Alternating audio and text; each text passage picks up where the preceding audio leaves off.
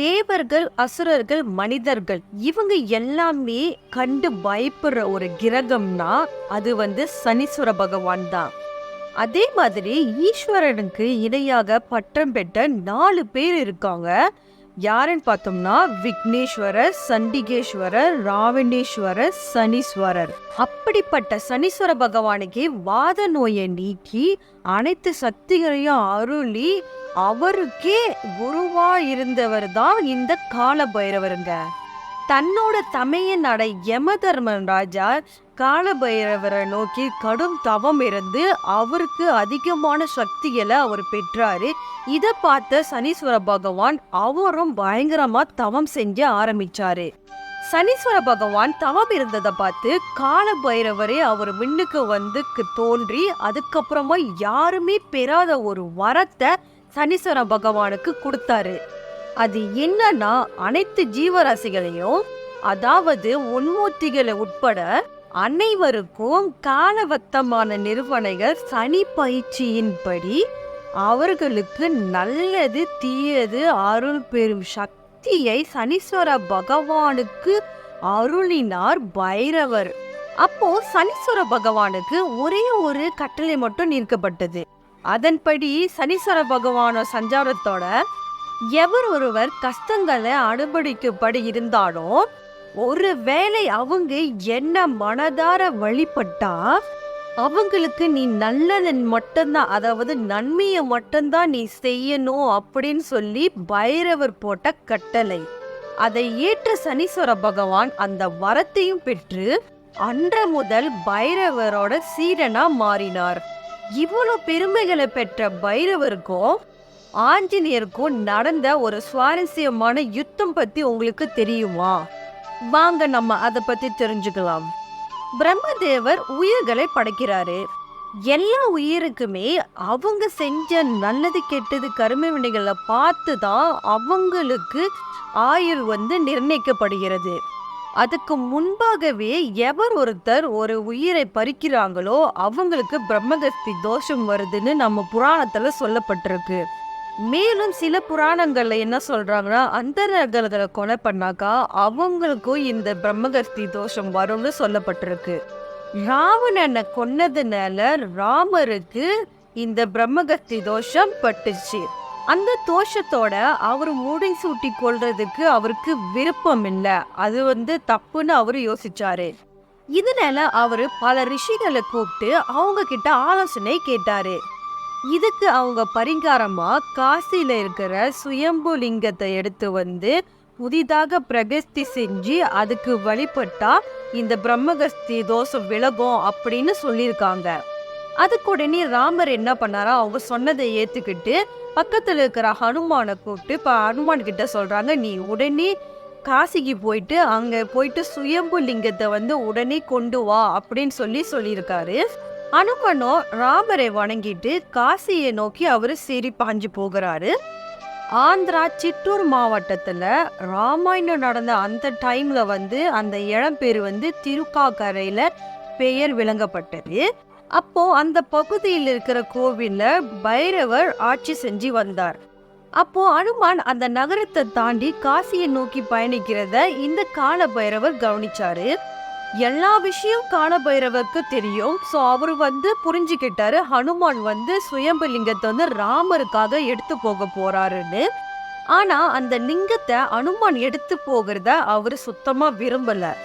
அதுக்கு மாறாக அவர் இருக்கிற அந்த இடத்து கோவிலே பிரகஸ்தி செய்யணும்ட்டுன்னு அவரு விரும்பினாரு. அதனால அவரு ஃபர்ஸ்ட் என்ன செய்யறாருன்னா சூரிய பகவானை அழைக்கிறாரு. இவர் உடனே சூரிய பகவான் கிட்ட சொல்றாரு, ஹனுமன் காசிலேருந்து திரும்பி வரும்போது நீ உன்னோட பயங்கரமான பவரை யூஸ் பண்ணி அதிகமான வெப்பத்தை நீ கொடுக்கணும் அப்படின்னு சொன்னாரு. ஸோ அதை கேட்டதுக்கு சூரிய பகவான் நான் அப்படியே செய்கிறேன்னு சொன்னாரு.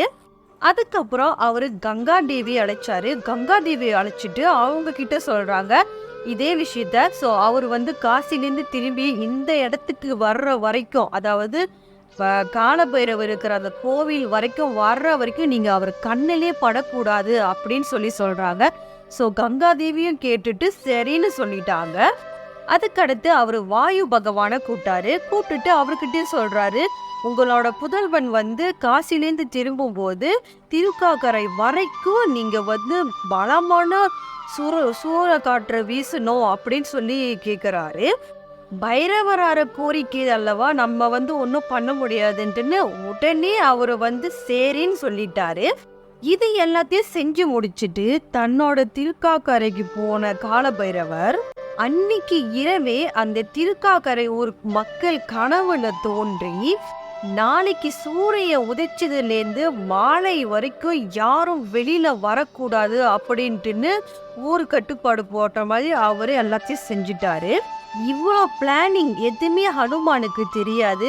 அவரு காசிக்கு போயிட்டு அங்க இருக்கிற கங்கையில நீராடிட்டு அப்புறம் காசி விஸ்வநாதரை போய் வணங்கினார்.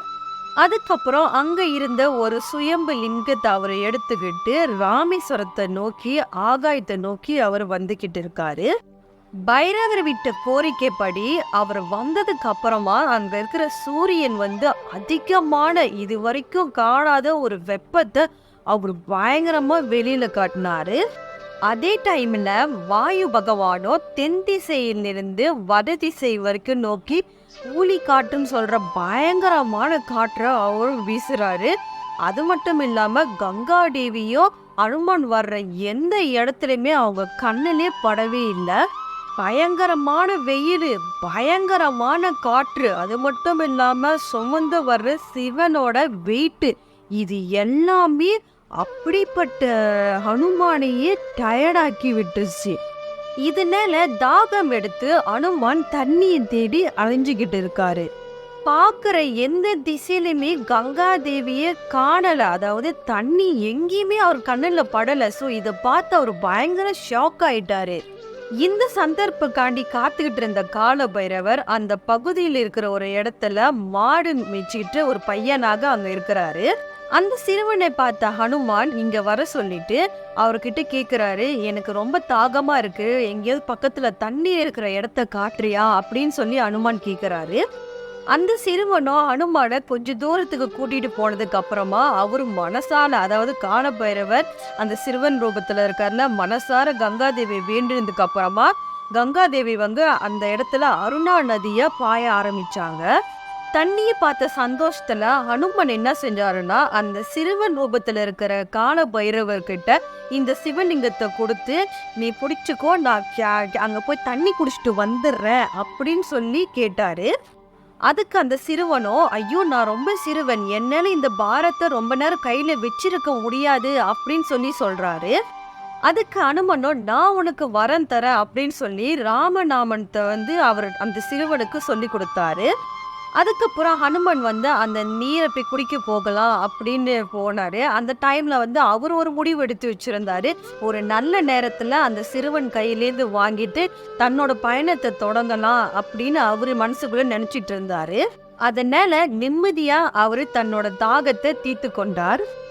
ஆனா அதே டைம்ல நம்மளோட ஹனுமன் குறிச்சு வச்சிருந்தாரு அந்த நல்ல நேரம்.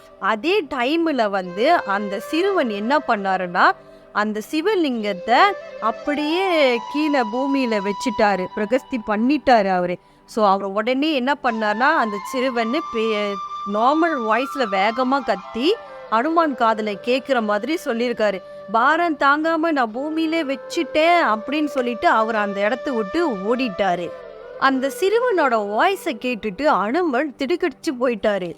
ஹனுமன் நினைக்கிறாரு, சஞ்சீவி மலையே அந்த ராமரோட அருளால நான் தூக்கிட்டு வந்துட்டேன், இந்த சிவலிங்கம் கீழே வச்சதை எடுக்கிறதுக்கு எனக்கு கஷ்டமா என்ன, என்னால எடுக்க முடியும்ட்டுன்னு அவரோட வாளை வச்சு அதை எடுக்க ட்ரை பண்றாரு. ஆனா அவர்னால அந்த சிவலிங்கத்தை அசைக்கவே முடியல. அப்பதான் அவருக்கு தான் செஞ்ச தவறு தெளிவாக புரிஞ்சது. தன்னோட தவறை புரிஞ்சுக்கிட்டு ஹனுமன் என்ன பண்றாருன்னா, சிவனை நோக்கி மன்னிப்பு கேட்டு வேண்டிக்கிட்டு இருக்காரு. ஹனுமன் கேட்டதுக்கு அப்புறமா ஈசன் வந்து ஒரு ஒளி வடிவில் வந்து சொல்றாரு, நான் வந்து கரெக்டான டைம்ல வந்து இங்க வந்து உக்காந்துட்டேன், ஸோ அதனால நீ வந்து வேற லிங்கத்தை எடுத்துட்டு போ அப்படின்னு சொல்லி சிவன் சொல்லிட்டாரு. உடனே இயக்கியம் வந்து சாதாரண சூழ்நிலைக்கு திரும்பிடுச்சு. உடனே ஹனுமான் வந்து சிவன் கிட்ட கேட்கிறாரு, இதுக்கு என்ன காரணம் அப்படி சொல்லி காரணம் கேட்கிறாரு. அதுக்கு உடனே சிவன் சொல்றாரு, இது வந்து கால பைரவரோட கஷேத்திரம், அதுக்கு உடனே நடந்த விஷயத்த சிவன் சொல்றாரு. கால பைரவர் இங்கேருந்து நீ எடுத்துட்டு போக கூடாது சிவலிங்கத்தை, அதனால தான் அவர் இப்படி செஞ்சாரு அப்படின்னு சொல்லி உண்மையை சொல்லிட்டாரு. உடனே கடும் கோபமா ஆயிட்டாரு. தன்னை விட உயிருக்கு மேலான ராமர் சொன்ன கட்டளை என்னன்னு செய்ய முடியலையேன்னு கடும் கோபம் கொண்டுட்டு அந்த மலையை பிச்சு எடுத்து அவர் சொல்றாரு, இனிமேல் இது வனமா மாறட்டும், காடா மாறட்டும் சொல்லி சாபம் விட்டாரு. ராமேஸ்வரத்துல ராமர் காத்துக்கிட்டு இருப்பாரு தனக்காண்டின்னு திடீர்னு அவருக்கு ஞாபகம் வந்ததுக்கு அப்புறமா அவர் டைம் வேஸ்ட் பண்ண வேணாம்னு சீக்கிரமா மறுபடியும் திரும்பி காசிக்கு போறாரு. ஆனா இந்த முறை அவர் காட்சியில பாக்குற விஷயங்கள் எல்லாமே அவருக்கு அதிர்ச்சியை உண்டாக்கிடுச்சு. காரணம் என்னன்னா, அங்க பாக்குற எல்லா இடமே கங்கா நதியா இருக்குது. ஸோ அந்த நதி மூவ் பண்ற அந்த டைம்ல எல்லாம் எல்லா இடமே சிவலிங்கமா அவங்களுக்கு காட்சி அளிச்சிச்சு. அந்த லிங்கங்கள்ல எது சுயம்பு லிங்கம்னு கண்டுபிடிக்க முடியாம ஆனதுனால அனுமன் திணறினார். சோகத்துல ஹனுமன் ராமரை வேண்டிக்கிட்டு இருந்தாரு. ஸோ அந்த டைம்ல ஒரு கருடர் அந்த இடத்துல ஒரு லிங்கத்துக்கிட்ட மட்டும் அப்படியே வட்டம் அடிச்சுக்கிட்டு இருந்துச்சு. அதே நேரத்துல ஒரு பள்ளி சத்தமிட்டு நல்லுரையும் கூறியது. அந்த 2 சிக்னலையும் எடுத்துக்கிட்ட அந்த ஹனுமான் இதுதான் சரியான லிங்கம்னு அந்த சுயம்பு லிங்கத்தை எடுக்க அவரு ட்ரை பண்ணாரு. ஆனா இந்த டைம்ல ஹனுமன் பிரச்சனைய நேருக்கு நேரா சந்திக்கிற வாய்ப்பு ஏற்பட்டது. ஆமாங்க, யாருமே எதிர்பார்க்க முடியாத அளவுக்கு கால பைரவர் அங்க பயங்கரமா காட்சி அளித்தாரு. என் அனுமதி இல்லாம நான் காக்கும் சிவலிங்கத்தை நீ எப்படி எடுக்கலாம் அப்படின்னு சொல்லி அனுமனை பார்த்து அவர் கேள்வி கேட்கிறாரு. ஹனுமனுக்கு கோபம் ஒத்துக்கிட்டு வந்துருச்சு. முதல் தடவை நான் சுயலிங்கத்தை எடுத்துட்டு போகும்போது இந்த கால பைரவர் தான் சூழ்ச்சி செஞ்சு என்ன தடுத்தார். இப்போ 2வது தடவை நான் சுயம்பு லிங்கத்தை எடுத்துட்டு போகும்போது இதே பைரவர் தான் என்ன தடுக்கிறாரு. பயங்கர கோபம் கொண்டு ஹனுமான் கால பைரவரை நோக்கி சண்டை போட தயாராயிட்டாரு. ஈசனோட அவதாரமான கால பைரவ போயிட்டு யாராவது எதிர்க்க முடியுமா? ஹனுமனை சாதாரணமா தூக்கி வீசி ஹனுமன் தோல்வியே பார்த்துட்டாரு. அப்போ அங்க முனிவர்கள் கால பைரவரை சாந்தம் படுத்திட்டு இந்த சிவலிங்கம் தென்னாடு போகணும், ராமரோட இதை பத்தி தெரிஞ்சுக்கணும் அப்படின்றதுக்காண்டி இது அங்க போய் ஆகணும் அப்படின்னு சொல்லி அவர்கிட்ட கேட்டுக்கிட்டாங்க. ஹனுமனோ கால பைரவரோட பெர்மிஷன் எல்லாமே இங்கேருந்து எடுத்துட்டு போக முடியாதுன்னு அவரோட தப்பை உணர்ந்து ஆல்ரெடி டைம் ஆச்சுன்ட்டுன்னு அவர் கால பைரவர்கிட்ட மன்னிப்பு கேட்டாரு. கால பைரவரும் மகிழ்ச்சி அடைஞ்சு அந்த சிவலிங்கத்தை ஹனுமன் கிட்ட கொடுத்து அனுப்பிட்டாரு. ஆனா கால பைரவர் என்னோட பெர்மிஷன் இல்லாம இந்த கருடர் இனிமேல் இந்த காசியில பறக்கவே கூடாது அப்படின்னு சொல்லிட்டாரு. அதே மாதிரி காசியில எந்த இடத்துல இந்த பள்ளி இருந்தாலும் சத்தமிடக்கூடாது அப்படின்னு சொல்லி அவர் சொல்லிட்டாரு. கால பைரவரோட கட்டளைப்படியே இன்னும் வரைக்கும் அந்த காசி எல்லையில கருடர் பறக்கவே இல்லை. அதே மாதிரி அங்க பள்ளிகளும் சத்தம் போடுறது இல்லை. இன்னைக்கு இந்த வீடியோ மூலியமா நீங்க தெரிஞ்சுக்காத ஒரு விஷயத்தை நீங்க தெரிஞ்சுக்கிட்டீங்களா? அப்போ மறக்காம கீழே கமெண்ட் பண்ணுங்க. அப்புறம் மறக்காம நம்ம சேனலை சப்ஸ்கிரைப் பண்ணிடுங்க. உங்களுக்கு தெரிஞ்ச உங்களுக்கு ஃப்ரெண்ட்ஸ் அண்ட் ஃபேமிலிக்கு இந்த வீடியோ மறக்காம ஷேர் பண்ணுங்க. அடுத்த வீடியோல உங்களை சந்திக்கிறேன். அது வரைக்கும் பாய்.